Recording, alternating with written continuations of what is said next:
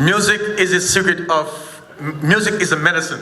You know, you can be lonely, you can be, sad. You put on music, it just relax you. It's a healing. Music is wonderful. Yeah, I agree with you. Music's fantastic. Yeah, sure. Now, what kinds of, what is like your favorite music?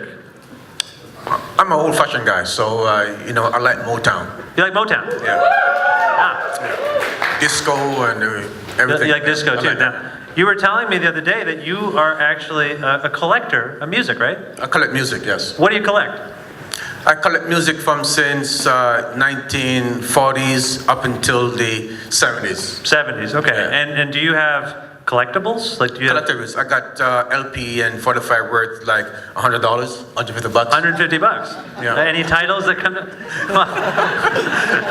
Well, apparently, There's a very wealthy man in the audience laughing at us. I'm so busy right now that I haven't played any music for the last 15 years. So Okay.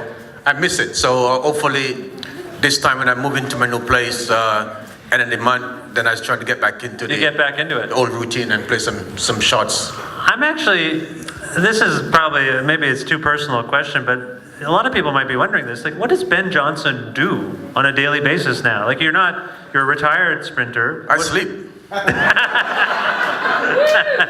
You just let sleep. rest. Yeah. Yeah, you just have a,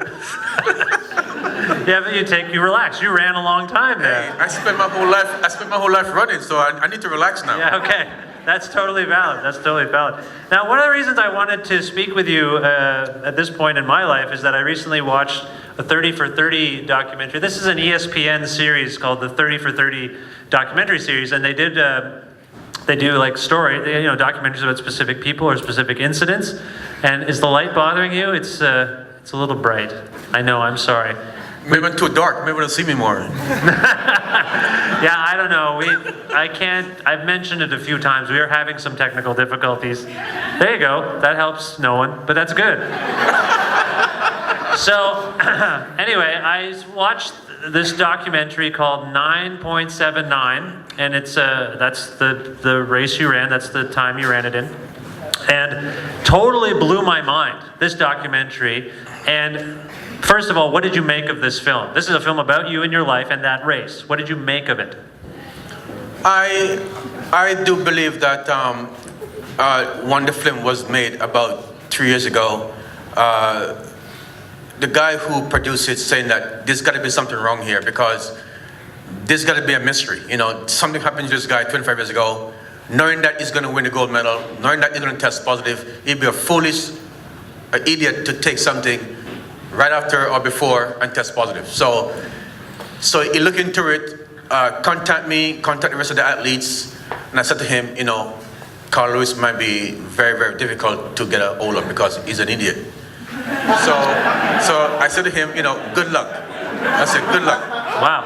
So he said, Sure. So he said that he's gonna try. I said, okay, I'm in. Linford Christie's in and the rest of the guys are in. So he interviewed all the sprinters, what they're doing now and what they see themselves doing, back then, and everybody was just a different way of, portray themselves. And when everything comes together, the documentary, it shows that the Americans set me up because they won the gold medal for America. Now, yeah, this is a huge, I don't know if this is a common story. This is what blew me away. There's a scene in the documentary where Carl Lewis and his team basically admit that they sent a runner named Andre Jackson into your like when you were in your dressing room after you ran the 100 meters and you're celebrating, you're having a beer, they sent a guy in to spike your drink. They admit this in the movie. So they send a guy in to spike your drink so that you will test positive for a drug that you don't take. Now, so it's complicated. You admit that you were doping. Everyone on the field likely that day, and allegedly was probably doping, right? Yep. But they framed you. They figured out a way to frame you because the drugs that you all were taking at the time, you took them 28 days earlier or something like that? 28 days, yeah. And then they're out of your system by the time of the test. Yes. So this blew my mind, that they just brazenly would yeah, he got played. We played Ben Johnson. Like, that's got to be infuriating to you. Well, it is. These sort of things happen when you're on top of the world. There's a lot of eyes on you, and to keep yourself in control, in contact, is very difficult. No one there was watching my back. My coach couldn't get involved in the room. Only people was there was my masseur was there. This guy came inside the room and he said that he wants to congratulate me on my gold medal. I said, Americans finish second, you should be over that room, not here. Wow. You said that? I said that to him. Okay, but you were telling me, and this also blows my mind, you are relatively friendly and civil with this Andre Jackson fellow?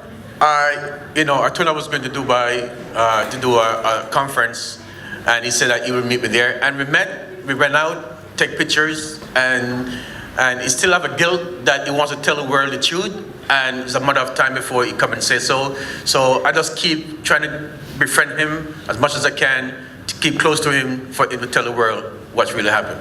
Kind of keep your enemies close kind of situation, yeah. maybe? Not kiss, though. Right. And you have animosity with Lewis still. You don't... We don't like each other. We don't like each other. We never did. Could you race now? What would happen if you raced now? I still beat him.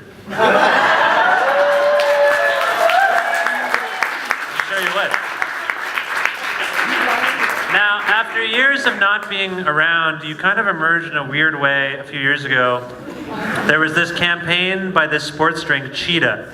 Does anyone know what I'm talking about? So Ben, there was this drink Cheetah, and Ben did the commercials, and the pun was that you were a cheetah, a cheater.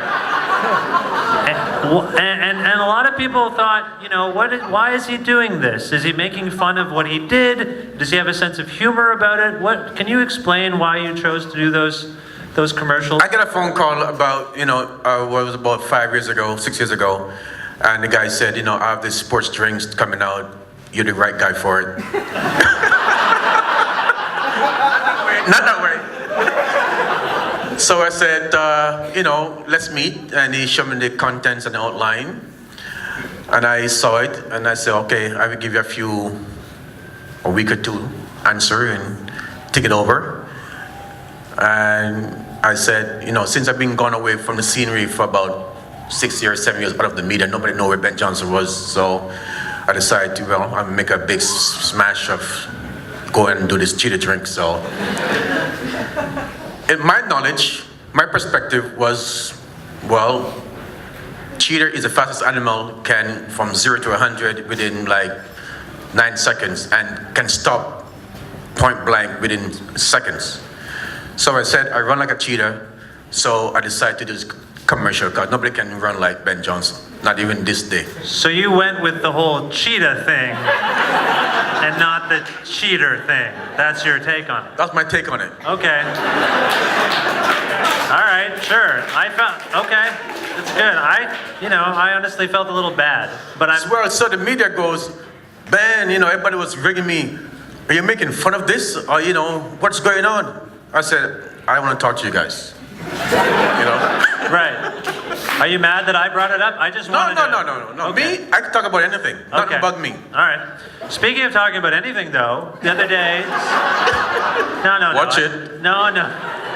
The other day, somebody interviewed you and asked you whether you thought Usain Bolt was running clean, and you said, I'm not going to answer that. Now, does that speak to your general sentiment about modern sports? Do you feel like it's still not clean? I think that the drugs now is more advanced, and the drugs they're making now can leave the system within 5 or 10 minutes. So by the time you're ready to run the 100 meters final, you took it, and then by the time you finish the race, do a few interviews, the system is clear. Yeah. So it's more sophisticated than it ever was. Oh, yes. Okay. So, but you're not willing to point fingers. I never did, never will. You're not a rat. No, I'm not a rat. It's very common in this city. Common sentiment. People say that. Well, what's next for you? What's coming up next for you? I'm doing a lot of projects right now. Yeah? I have about 5 or 6 projects going on right now. You can't talk about them, though? Not much. No. Not much. What? Maybe one. I'm been at a sports bar. You're opening a sports bar? Yeah. Where? Can you say where? You're not allowed to say where. You're looking at me like you don't want to tell me. Well, in the city. Somewhere in the city of Toronto, there will be a Ben Johnson sports bar? Is that what you're saying? Yes, good food too. Good food? Yes. What kind of... Mediterranean dish, good healthy food for people who have diabetes and health causes. And I think that, by listening to the radio over the last several weeks, there's about 1 million people in the city of diabetes because a lot of people take a lot of sugars and not really active. So I decide, when I doing this project, that the food is going to be very clean food and very healthy. Nice. All right. That's great. Well, listen, if you want to follow Ben Johnson on Twitter, you can. Did you just join Twitter recently? Just recently, yeah. Yeah, how are you liking it? It's fun. You like it? Well, I got someone to do it for me. I don't have time. Oh, all right, I hear you, man. I hear you. Well, you can follow the fake Ben Johnson. I mostly go to Jamaica and relax on the beach. That's my specialty. If I spend another minute in this frigid hellhole of a building... I would go to Jamaica and tan. Do you get tan? I get tan, yeah, I got burned too. Well, man. listen, you have a good time in Jamaica. Follow some version of Ben Johnson at BenJohnson979, and you can learn more about his campaign. Hashtag choose the right track. Ladies and gentlemen, one more time for Ben Johnson. Thank you.